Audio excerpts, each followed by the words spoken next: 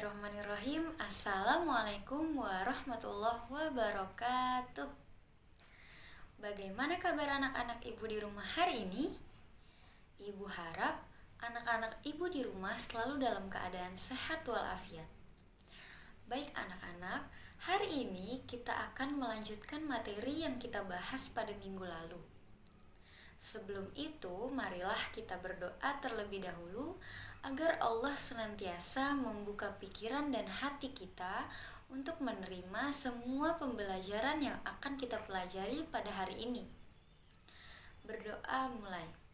Bismillahirrahmanirrahim. Rabbi zidni ilma warzuqni fahma birahmatika ya arhamar rahimin. Amin.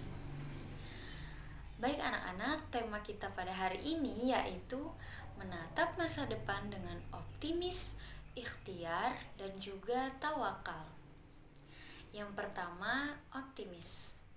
Dalam Kamus Besar Bahasa Indonesia dijelaskan bahwa yang dimaksud optimis adalah orang yang selalu beranggapan atau berpandangan baik dalam menghadapi segala hal ataupun persoalan. Contoh dari sifat optimis adalah tidak takut gagal, pantang menyerah, segera bangkit, dan tidak takut mencoba hal-hal baru. Nah, kebalikan dari sifat optimis adalah pesimis. Orang yang selalu berpandangan negatif dalam menghadapi persoalan. Sebagai seorang muslim, sudah seharusnya kita memiliki sifat optimis. Sifat itu memicu seseorang menjadi bersemangat dalam menyelesaikan pekerjaan ataupun persoalan. Sebaliknya, sifat pesimis menjadi penyebab seseorang akan terpuruk juga tidak bersemangat. Nah, maka dari itu anak-anak ibu di rumah harus tetap optimis ya. Baik anak-anak, selanjutnya adalah ikhtiar. Ikhtiar adalah berusaha bersungguh-sungguh untuk mencapai harapan, keinginan, ataupun cita-cita. Ketika seseorang menginginkan sesuatu, maka ia harus berusaha, harus berupaya untuk meraihnya.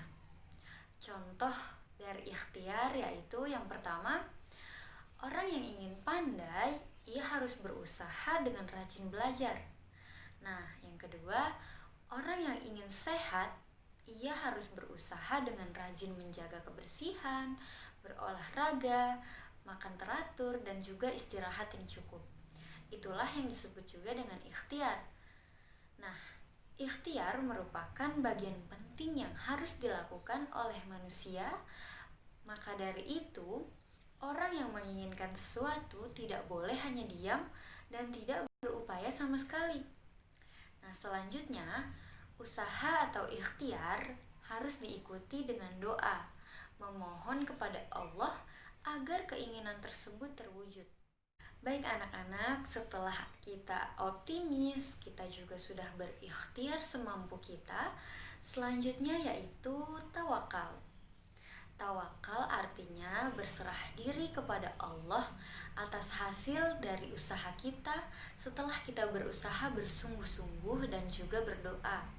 Misalnya, saat kita menghadapi ujian, kita sudah bersungguh-sungguh dalam menyelesaikan soal dengan cermat dan teliti. Nah, berapapun nilai yang kita dapat, kita pasrahkan sepenuhnya kepada Allah. Kita harus meyakini bahwasannya Allah adalah zat yang maha pemberi rezeki, maha pemurah, dan juga maha kaya. Seseorang yang menyertakan tawakal dalam setiap tindakan dan usahanya akan berdampak positif pada kepribadiannya.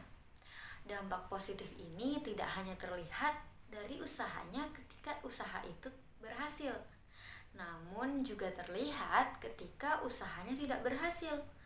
Orang yang tawakal tetap menanggapinya dengan positif dan juga berprasangka baik pada Allah.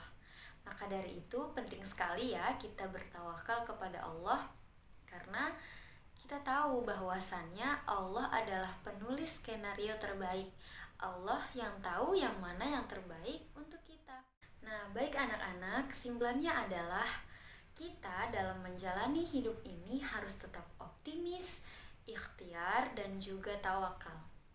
Nah, ketika kita sudah optimis, kita sudah ikhtiar, dan juga berdoa, dan kita serahkan semuanya kepada Allah, maka yang kita dapat adalah ketenangan dalam diri kita. Karena kita tahu Allah lah yang mengatur hidup kita. Baik anak-anak, itulah yang dapat kita pelajari pada hari ini.